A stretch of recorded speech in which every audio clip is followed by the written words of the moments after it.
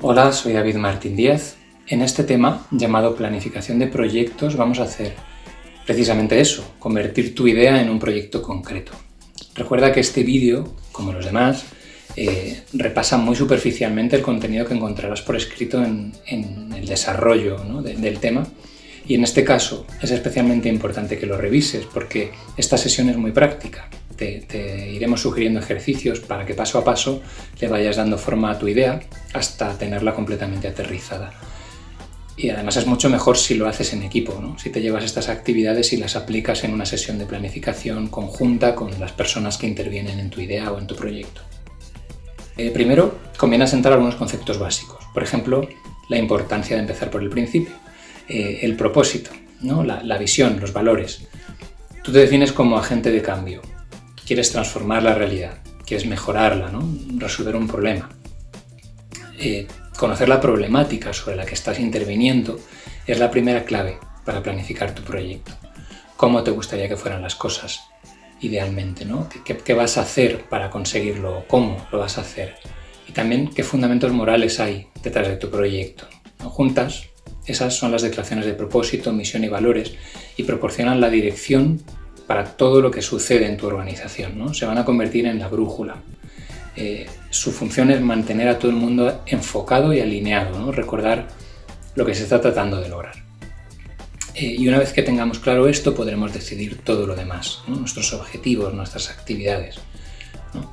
Piensa que el propósito es esa declaración de tu sueño, ¿no? El objetivo final por el que tu proyecto existe, ¿no? Es el momento de pensar en grande, de marcarse un rumbo inspirador, ¿no? Tienes que tener en cuenta aquí dos elementos. Uno es la declaración del propósito o del problema que quieres resolver en positivo.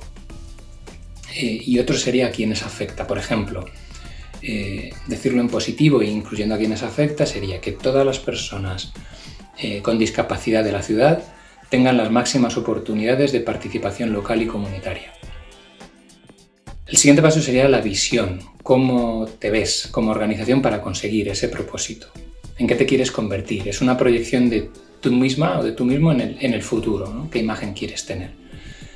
Algunas preguntas clave que te pueden ayudar a definirlas serían qué quieres ser, en qué quieres convertirte, cómo quieres que te vean, en cuánto tiempo.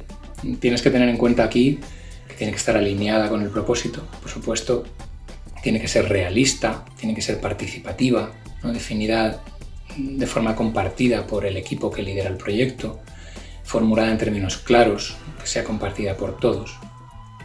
Y también están los valores que definen la personalidad del proyecto, cómo se espera que se comporten las personas, ¿no?, cuál es el código, la forma de hacer de esta organización.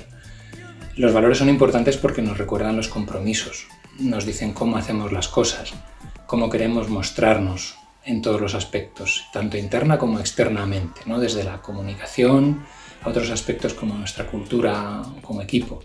Hablamos de valores pues como respeto, diversidad, empatía, resiliencia, compromiso.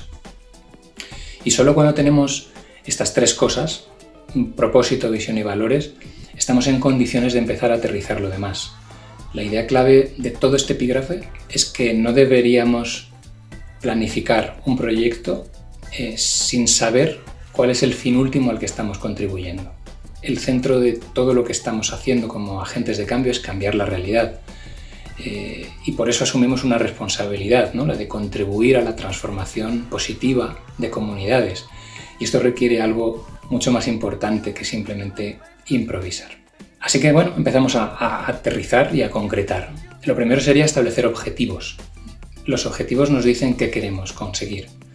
La diferencia con la visión es que la visión es una declaración de un sueño, es un ideal hacia el que estás aspirando, y los objetivos se sitúan más en el plano de lo concreto. Y por eso es importante que sean SMART, que es una regla internacional muy extendida que se define por sus siglas, ¿no?, que los objetivos tienen que ser específicos, medibles, alcanzables, relevantes y establecidos en el tiempo. Es decir, tienen que estar claros, explicar de forma sencilla lo que quieres conseguir exactamente. Tienen que ser medibles, o sea, formulados de forma que se pueda saber si lo estás consiguiendo o no, o en qué porcentaje, proporcionar métricas para su evaluación posterior, alcanzable, o sea, realista, tiene que estar en tu mano conseguirlo, debe ser posible. Relevante es que, bueno, si nos comprometemos con algo es porque nos merece la pena conseguirlo, tiene que ser importante para mí. Y time bound, que es ¿no? establecido en el tiempo, es la T de SMART, indica un rango de fechas o un momento exacto en el que quiero que ocurra. Estos objetivos nos van a marcar el rumbo para decidir todo lo demás, las actividades, de la forma más concreta posible y calendarizadas en el tiempo. Fíjate que cuando planificamos nuestro proyecto, incluso pensando en lo que nos gustaría cambiar o mejorar en el futuro, es bastante habitual confundir las actividades con el impacto o con el objetivo. Dicho llanamente, hacer cosas, ¿no? A veces confundimos que nuestro trabajo es hacer cosas. Por mucho trabajo que te lleven, no garantiza que estés consiguiendo ningún resultado en absoluto. Solo indica que estás haciendo cosas, ¿no? Te pongo un ejemplo. Imagina que tu gobierno local dice que ha invertido 5 millones de euros en estimular el empleo de la ciudad. Muy bien. ¿Pero qué ha pasado entonces? ¿Qué ha pasado con el empleo? ¿Se ha estimulado? ¿No? Gastar 5 millones de euros no garantiza que hayas impulsado el empleo. Significa simplemente que has invertido 5 millones. Pensémoslo, ¿no?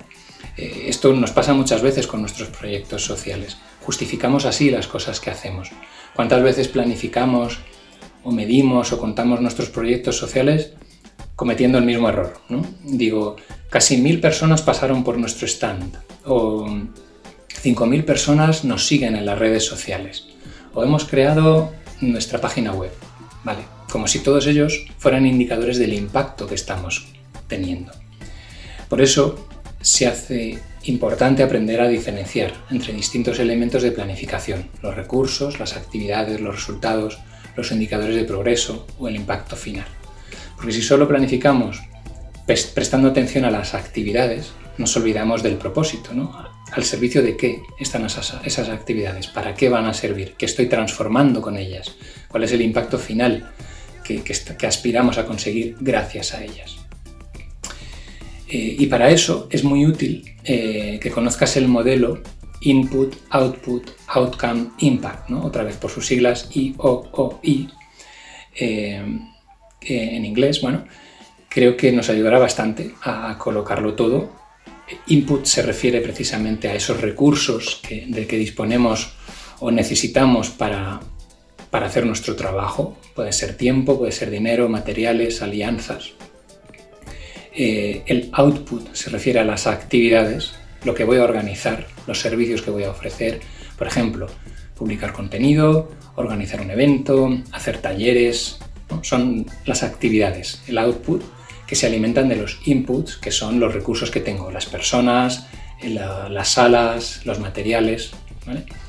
Luego está el outcome, que se refiere a qué actitudes, qué habilidades, qué comportamientos han sido modificados entre los participantes de mi proyecto. En otras palabras, los resultados de esas actividades, para qué han servido. Es muy importante porque esos resultados tienen que ser evaluables.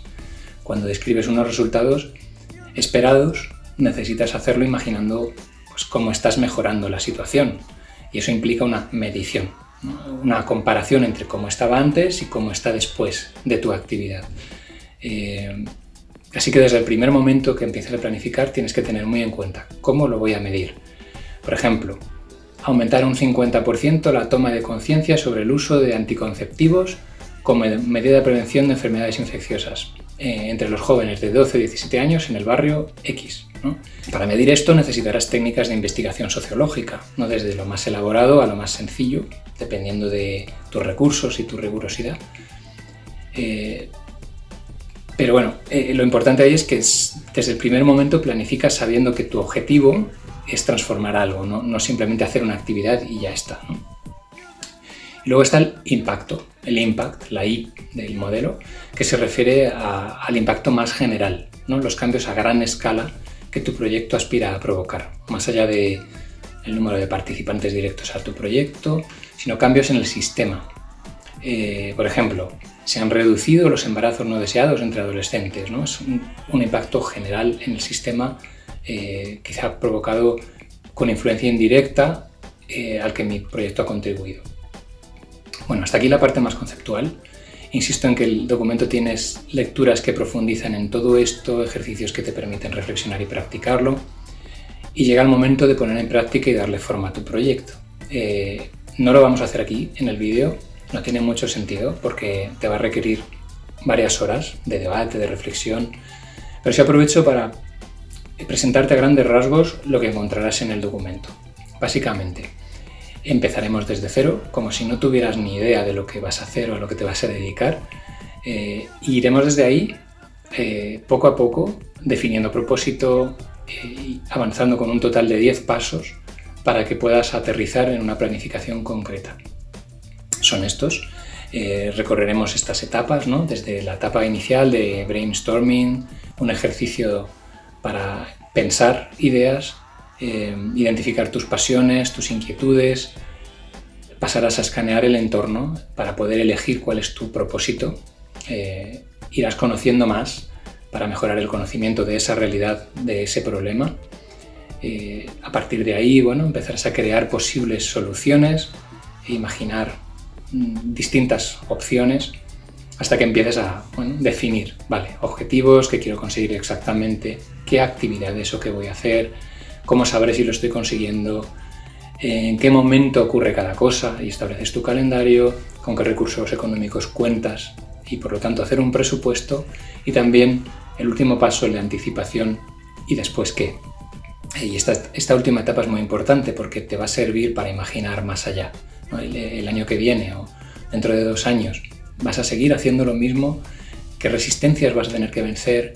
Esto es un ejercicio muy útil para cualquier agente de cambio, porque recuerda que la mejor manera de adivinar el futuro es creándolo. Espero de verdad que este tema te resulte muy útil y que pronto empieces a contarle al mundo lo que haces y todo lo que estás consiguiendo. Contarle al mundo, comunicar, justo lo que veremos en el siguiente tema, por cierto. Allí nos vemos.